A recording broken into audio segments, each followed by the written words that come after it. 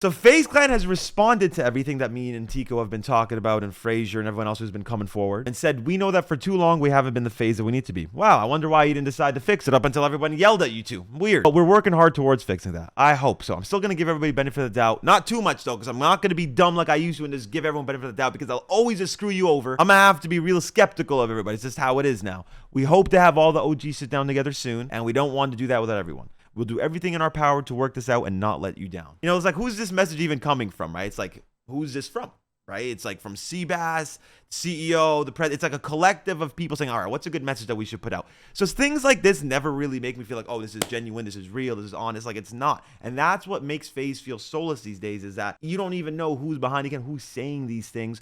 And it's not even like it's in like a funny meme way where some accounts, like, you don't even know who it is, but it's like they're funny about it. It's supposed to speak for us, and you just know it's not us. You know, it's like a polished PR version of it. We'll see what happens. I'm still super optimistic, and all I care about is just locking in with the boys, people that actually built this brand, and making sure that everyone there is happy and wants to work towards the future. That's all I care about. We got a bunch of people that responded to this. Obviously, the tweet did really well, and a lot of people were, you know, giving their thoughts. And MrBeast responded, and he said they should be the people in charge. When I visited, not a single person I met had any idea how to make a good piece of content, which is fair. I mean, he met people who don't know what YouTube is like that. Like, don't watch YouTube. They watch it for like music videos and stuff. They don't really consume the content that's on there. They don't really know our community in the world. They're more interested in the business aspect, but then they've taken on a role to try and control what we put out creatively, which is stupid. Like, I get it if y'all want to handle the numbers, but it's like, let us handle it creatively. And there was a huge problem with that. But even the numbers, you can't trust those people to just do what's honest, right? That's not going to happen. And some dude said, content isn't everything, though. It's true that they need their content to build their brand, but they also need a corporate side to take FaZe mainstream as a brand. Yes and no. If it's a good corporate side, it doesn't have to be the corporate side we have, not a, you know, like a controlled corporate side. I think they're lacking a balance between the two, not just they need to make better content. But he's like, what is the brand without content? A logo. Because exactly, they did like a pop-up armory thing where they had hella FaZe merch, and I was telling them it's not going to work. None of us are going there. It's not made or branded around us or marketed around us. It's entirely just about the logo. And I've been telling them for so long, the logo does not have a fan base. The logo is a collection of us. That's what it stands for. It's not like nobody's like, oh my God, logo, there he is. Like, no one cares about the logo. I'm just saying it doesn't have a fan base. So when they did the armory and they tried to base it around the logo, nobody showed up, and that shut it down weeks early. So exactly, MrBeast, the brand without content is just a logo. Without the creators, without the people that actually make it FaZe and give you that feeling, just a logo, nothing. And that's literally the edge we had on every other team, is our connection, what we had with our brand. That's why we were the biggest esports team by far, because they just came with esports and like payments for the players, and that's it. This is the salary. We came with that and the brand team that'll help you. Like, we were making our CSGO players bigger, our COD team at the time bigger. Like, we were really helping them because we were killing our shit on YouTube. And we could provide them like an extra source of income through what we could help them with socially, make their Twitter bigger, Instagram bigger, YouTube bigger. We could just help them with that as well, instead of just being a pro player. So those are things that was such a benefit about FaZe that it isn't really that anymore. And then we got Daisy saying the OGs are what made FaZe the way it is to begin with. The way they went. Why am I doing this like I'm a fucking third grader? Golly. The way their voices weren't heard and ideas weren't considered is the reason FaZe went downhill, not to mention the greed. It's sad it took this long to make this statement, only when they came out publicity with the issues. Publicity? Come out publicly with the issues. I feel you. But yeah, exactly. Like, if I just shut the fuck up, this never would have happened. If I just signed the NDA and fixed all my problems at the time, this never would have happened. And it's like, I'm proud. I don't want to like glaze myself too much, but I'm super proud of myself for not folding. I just can't do it, bro. I would never sign that NDA. They were all trying to get me to sign the NDA, every single person, and I kept saying no. And they made me feel like I'm crazy for it, and I'm so fucking glad I didn't, because this shit had to come on, and you guys had to know the truth. There isn't the community and legacy without the OGs. They played an irreplaceable role. This brand far exceeds a typical esports and content creator organization. Exactly what I was talking about, like the brand earlier, and how we could help people so much with their content and Twitter, Instagram, all that.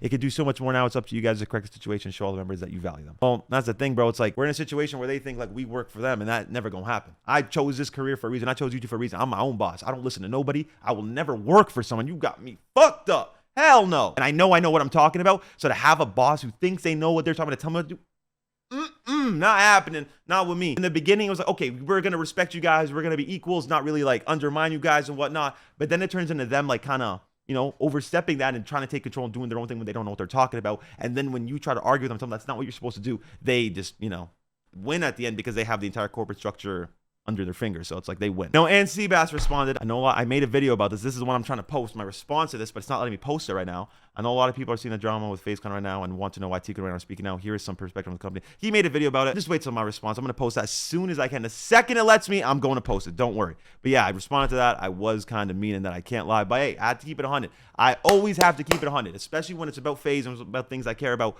I just have to tell it for what it is. Then we got Doug saying, to see Tico Rain speak publicly about FaZe tells me a lot. The brand FaZe is largely where it's at today because of Nord, in my opinion. Thank you, Douglas. He literally micromanaged everyone's content while triple uploading for years. Nord set the center for every creator in the brand. And I really appreciate that. I even responded to Doug when he posted that. I said, you're one of the only people to consistently give me my credit over the years, and I barely help you credit other people. Thank you. It's actually very true. He's always been so grateful for what I've done for him. And I honestly, like, I just said, like, bro, you upload like this, you had to like this, you want something like this. Like, I taught him the basics. I didn't really deep dive with him and work day to day with him. So the fact that he remembers and recognizes that, I appreciate that, bro, for real. Because a lot of people, like, you'll teach them the entire game and they'll completely forget to act like they did it. They rewrite history. And it's like, I'm not trying to, like, act like I'm people's, you know, savior. I'm the one that taught them everything. But, and I don't do it for the credit or anything, but it's just nice when people do recognize it for what it is. Even Tico, when I was with him the other day, he's like, bro, you gave me my first 100K subs. Like, I made a video with him to get a tattoo. And if he got 100K in a week, he would have got the tattoo, but he got it in a week and a half or something. So he didn't get the tattoo.